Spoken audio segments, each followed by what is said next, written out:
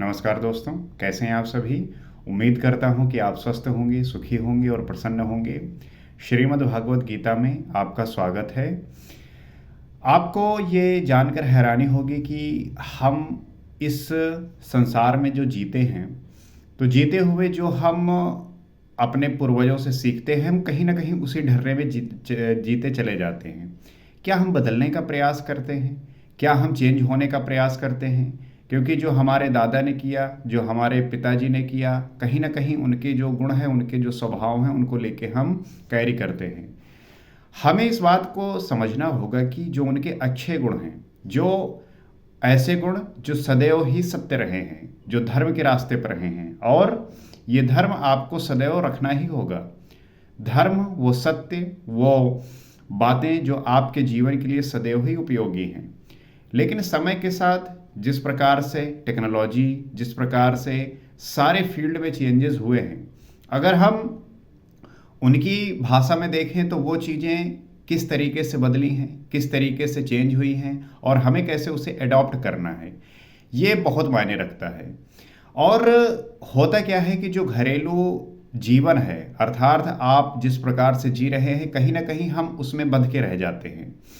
और उस बंधन से टूटने का, उस बंधन से निकलने का आजकल एक बहुत अच्छा सोर्स मिल गया है, रील्स, शॉर्ट्स। आप देखते होंगे लोग जो है स्क्रॉल किए जा रहे हैं और उनको वही डोपामीन रिलीज हो रहा है जो वो जीना चाहते हैं। हर एक आदमी जो है लग्जरी लाइफ जीना चाहता है, हर एक व्यक्ति जो है फ्रीडम चाहता है, स्वतंत्रता चाहता है। किससे फ्रीडम चाहते हो? किससे स्वतंत्रता चाहते हो? क्या ये फ्रीडम आपको आपके ही बंधन से हो रहा है? क्या जो आप जी रहे हैं वही जो है आपका बंधन है? अगर ऐसा है तो इसे बदल डालिए। बदलने में थोड़ा सा आपको मेहनत करनी पड़ेगी। कैसा मेहनत? ऐसा मेहनत जहाँ पे आप अपने लिमिट को पुश करेंगे। ऐसा लिमिट जहाँ पे आप वहाँ पे जाके अपने आप को रोकते हैं, कहीं ना कहीं अपने आप को उससे आगे जब जाना होता है तो डरते हैं। वो जो भय है, जो फियर है, उसे आपको रिड्यूस करना होगा, उसे आपको कम करना होगा। और ये होगा कैसे?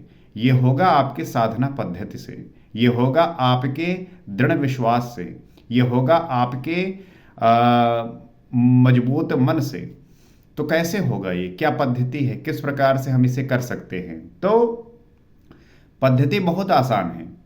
हम इस बात को ये समझने का प्रयास करें कि जो ये चीज़ें घट रही हैं, हमेशा इसमें होश रखना है। अगर आपको लग रहा है कि जो आपका जीवन है वो कहीं ना कहीं ये तो मैं नहीं जीना चाहता था, अगर ऐसा भाव आ रहा है, ऐसा अगर आपको लग रहा है, तो जो आप जीना चाहते हैं उसका रिक्वायरमेंट क्या है, आप उस रिक्वायरमेंट को जान लीजिए। आपकी जो चीज़ें हैं वो फुलफिल होना स्टार्ट हो जाएंगी। अगर कोई भी गोल, कोई भी लक्ष्य ये मांग रहा है कि आपको जो है उसके लिए ये करना होगा, तो आपको फिर उसके आड़े में जो चीज़ें आ रही हैं उसको छोड़ना होगा, उसे लीव करना होगा, उसे भूलना होगा। लेकिन आपका क्या है कि आप लंबे समय से, अतीत से उस चीज़ को आप करते हुए आ रहे हैं, उसी चीज़ को आप किए जा रहे हैं। और इस किए हुए प्रोसेस में होता क्या है कि आप जो जीना चाहते हैं, आप जो करना चाहते हैं, वो हो नहीं पाता। वो होगा कैसे? होगा यही कि आपको वो जो बंधन है वो तोड़ना होगा। वो जो एक डोर बंधी होती है, कहते नहीं कि ग्लास लगा हुआ है, सामने सामने दिखाई तो दे रहा है, लेकिन बाउंड्री वो ग्लास वाली लगी हुई है। अब उसे हमें तोड़ना है। वो आपके सामने ही होता है, उसे हटाना होता है, और वो हट जाता है। जब भी आप देखेंगे कि चीज़ें जब व्यवस्थित नहीं हो पाती, चीज़ें बहुत प्रॉब्लम क्रिएट करने लगती हैं, तब आप उस चीज़ को तोड़ने का प्रयास करते हैं। और बहुत लोग इसमें सक्सेसफुल होते हैं, बहुत लोग नहीं हो पाते। तो ये सफलता का जो सूत्र है, इस सफलता का जो फॉर्मूला है, वो यही है कि आपके वो भीतर है, उस भीतर से निकली हुई ऊर्जा को सही तरीके से कन्वर्ट करके उसके लिए हमें जाना है। यही हमारे जो है बोध का और समझ का विकास करेगा। तो इस बात को समझने के लिए, और श्री कृष्ण ने अर्जुन के उन्हीं सारे जो डाउट थे, वही सारे जो प्रश्न थे, उनको भली प्रकार से बताया, समझाया, और अर्जुन फिर जो है युद्ध के लिए तैयार हुए। वो क्यों तैयार हुए? क्योंकि उन्हें ये बात अब पता चल गई कि जो मैं करने जा रहा हूँ उसका वाकई में अर्थ क्या है, उसका जो है परिणाम क्या होगा, उसका जो है असर क्या होगा, उसका इफेक्ट क्या पड़ेगा। यही बात आप पे भी लागू होती है कि जब ये बात आप समझने लगें कि आपके द्वारा किया हुआ कर्म उसके परिणाम स्वरूप क्या फलित होगा, उसके परिणाम स्वरूप रिजल्ट जो आएगा उसका इफेक्ट क्या पड़ेगा। तो जब आप बारीकी से सूक्ष्म तरीके से बहुत माइक्रोवेव में जाके सोचने लगते हैं तब आपके बोध का विकास होना प्रारंभ हो जाता है। तो आइए श्रीमद् भागवत गीता के उन्हीं श्लोकों पे हम चर्चा करते हैं और जानने का प्रयास करते हैं। तो श्री कृष्ण कह रहे हैं, प्रहलाद स्वामी दैत्यानाम काला कालय तामहम मृगाणाम च मृगेंद्रो अहम वैनते यश्व पक्षिणाम। दशम अध्याय का 30वां श्लोक है, उसमें कहते हैं दैत्यों में प्रहलाद हूं, पर धन आह्लाद, पर के लिए आह्लाद, दूसरे के लिए प्रेम ही प्रहलाद है। अब आप इस बात को समझिए, जिस नाम को आप सुनते हैं, जिस नाम की आपने कहानियां सुनी हैं, अगर उन नामों को स्पिरिचुअल वे में आध्यात्मिक तरीके से और उसको अर्थपूर्ण जानेंगे तब चीज़ें आपके लिए आसान हो जाएंगी, आप उसको सूक्ष्म जानने लगेंगे। और जब आप ये बात समझने लगते हैं तो जो आपकी बुद्धि है वो बहुत शार्प होने लगती है, वो बहुत तेज होने लगती है। आप चीज़ों को समझने की जो आपके अंदर कला है वो बहुत मजबूत होने लगती है। तो पर धन आह्लाद, पर के लिए आह्लाद, प्रेम ही प्रहलाद है। आसुरी संपत्ति में रहते हुए ईश्वर के लिए आकर्षण विकलता आरंभ होती है, जिससे परम प्रभु का दिग्दर्शन होता है, ऐसा प्रेमोल्लास मैं हूं। तो आसुरी संपत्ति में रहते हुए प्रहलाद को आपने देखा होगा, आपने उनकी कहानी सुनी होगी, टीवी पे देखा होगा, मूवी में देखा होगा कि आसुरी संपत्ति में रहने के बावजूद भी उनका जो ईश्वर के लिए आकर्षण था, जो उनके लिए विकलता था, वो आरंभ होती है और परम प्रभु का जो है दिग्दर्शन होता है। ऐसा जो है मैं प्रेम उल्लास में मैं हूं। गिनती करने वालों में मैं समय हूं। आपने बहुत समय के बारे में पढ़ा होगा, टाइम एंड स्पेस, आइंस्टीन का जो है थ्योरी ऑफ रिलेटिविटी। तो उसी बात को वो कह रहे हैं कि गिनती करने में मैं समय हूं। समय किस प्रकार से हो सकता है कोई, इस पे आप डीप अध्ययन कर सकते हैं, इस पे आप चर्चा कर सकते हैं, ये होने चाहिए चर्चा का विषय। लेकिन आप क्या बात करते हैं कि ऐसी कोई भद्दी से जो है न्यूज लेके उस पर आप चर्चा करते हैं। तो चर्चा का विषय जो है वो अच्छा हो, उसमें एक सुंदरता है, और चर्चा में साइंस को जोड़िए। आप जो है नई नई जो है टेक्नोलॉजी जो आ रही है उन पे बात करिए, स्पेस के बारे में बात करिए। जब ऐसी बातें होंगी तभी तो मज़ा आएगा। 1 2 3 4 ऐसी गिनती या क्षण, घड़ी, दिन, पक्ष, मास इत्यादि नहीं, बल्कि ईश्वर के चिंतन में लगा हुआ समय मैं हूं। जो आप गिनती करते हैं, काउंट करते हैं, जो चीज़ काउंट हो जाए इसका मतलब है कि आप उसके पहुंच तक हैं। और क्षण, घड़ी, दिन, पक्ष, मास इत्यादि ये जो चीज़ें हैं, ईश्वर के जो चिंतन में लगा हुआ है वो समय मैं हूं। अर्थात जो व्यक्ति ईश्वर के चिंतन में लगा हुआ है, जो उसको प्राप्त करना चाहता है, जो उसको चाहता है, वो जानना चाहता है, उसमें समय की कोई बाधा नहीं है। समय उस व्यक्ति को हर क्षण वो जी रहा है। प्रॉब्लम यही होता ही है कि जो हम जीना चाहते हैं वो इसीलिए नहीं जी पा रहे हैं क्योंकि हम अपने प्रत्येक क्षण को जी नहीं पाते। अगर उस हम मोमेंट को जी पाएं, अगर हम उस क्षण को पूरी तरीके से उस क्षण में विलीन हो जाएं, तब उसमें हम पूर्ण तरीके से एक ही बार में सब कुछ जी सकते हैं। जहाँ तक कि जागत में सुमिरन करे, सोवत में लवलाए, अनवरत चिंतन में समय मैं हूँ। पशुओं में मृगराज, योगी भी मृग जंगल प्लस गमन करना, अर्थात योगी रूपी जंगल में गमन करने वाला। तथा पक्षियों में गरुड़ हूँ, ज्ञान ही गरुड़ है। आप इस बात को समझते रहना, ज्ञान ही गरुड़ है।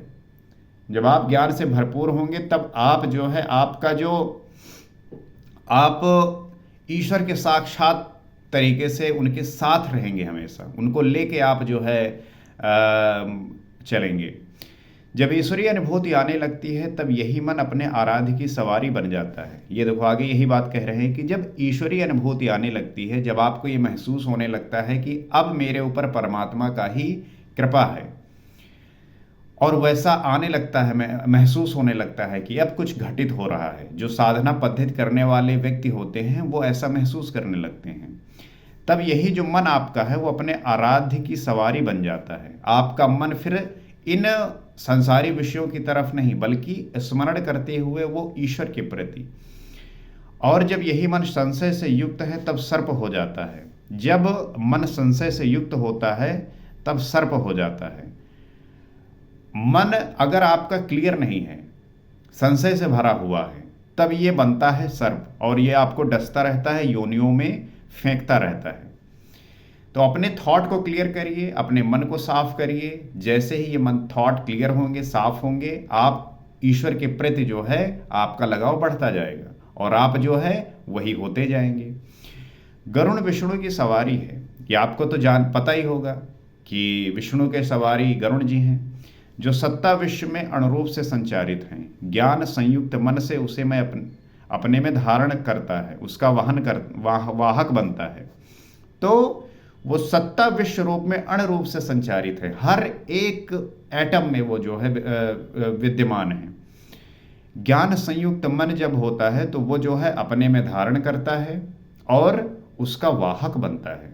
इस बात को आप धीरे धीरे समझने का प्रयास करिए कि वो तो हर एटम में विद्यमान है, और जब ज्ञान से संयुक्त मन होता है तो वो अपने में धारण करता है और उसका वाहक बनता है।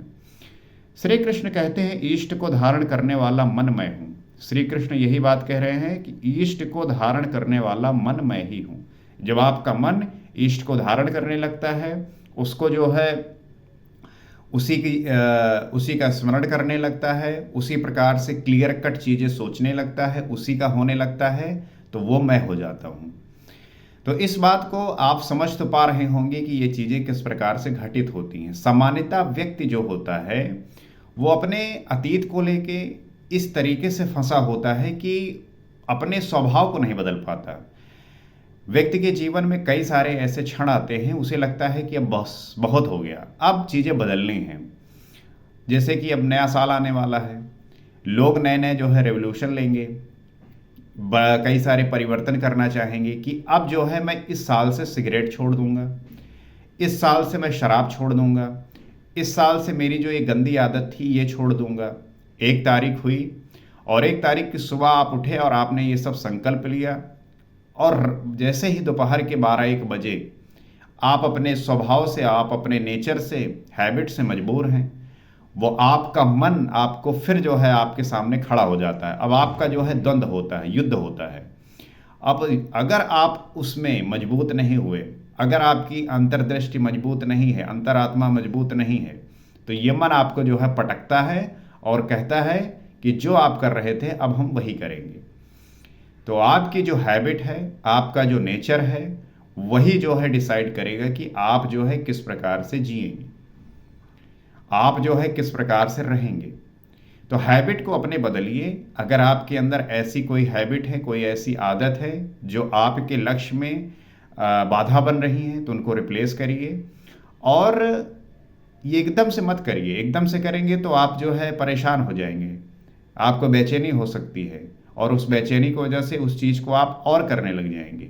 तो धीरे धीरे जो है छोड़ने का प्रयास करिए, धीरे धीरे चीज़ों को लीव करिए, और एक दिन आपको वो विजातीय प्रवृत्तियां खत्म होती जाएंगी और आपके अंदर सजातीय प्रवृत्तियों का विकास होता जाएगा। और एक समय ऐसा आएगा कि आपके अंदर सिर्फ सद्गुण ही बचेंगे, सजातीय प्रवृत्तियां होंगी, अर्थात अच्छी क्वालिटीज़ होंगी। आप जो है गुड क्वालिटीज़ के जो है गॉड होंगे, और अपने मन पर, अपने विचारों पर आपका जो है नियंत्रण आएगा और आपका जीवन एकदम स्वच्छ और पवित्र हो जाएगा। तो इस बात को आप ध्यान रखिए, इस बात को आप हमेशा स्मरण करते रहिए। नया साल आएगा तो उस पर आप इस तरीके से, अगर रेवोल्यूशन लेना ही है तो ज़रूरी क्यों है कि नया साल आज ही से आप ये काम करिए। क्योंकि जो चीज़ 5 दिन बाद करनी है उसे आज से क्यों नहीं कर सकते। ये हमारा मन का यही स्वभाव कि ये टालता है, स्थगित करता है कि जो है कुछ दिन बात करेंगे, ऐसे कर लेंगे, लेकिन हमें ये नहीं करना, यही तो बेवकूफ़ बनाता है। तो इसे पकड़ना है और इसको अपने काबू में करना है। तो आशा करता हूँ कि ये जो बातें हमने पढ़ी, समझी, इसको आप सोचेंगे, इस पे विचार करेंगे। और इस चैनल का उद्देश्य यही है कि हम हर एक विषय पर हर एक पहलू को छुएं, हर एक विषय में बात करें, ताकि हर एक व्यक्ति इस बात से परिचित हो, इसे समझे, इसे जाने, ताकि वो हर एक चीज़ में अपना एक अच्छा राय प्रस्तुत कर सके, वो अच्छे बातों को सोच सके, उसके विचार पवित्र हों, अच्छे हों, तभी जो है एक अच्छे समाज का निर्माण हो सकता है। और अगर आपको लगता है कि ये बातें उस तरीके से पहुंच रही हैं, तो आप इस चैनल से जुड़ सकते हैं, सब्सक्राइब कर सकते हैं, फॉलो कर सकते हैं, ताकि हम इसी तरीके से अपने विचारों का आदान प्रदान करते रहें। अगले एपिसोड में आपसे फिर मुलाकात होगी। नमस्कार।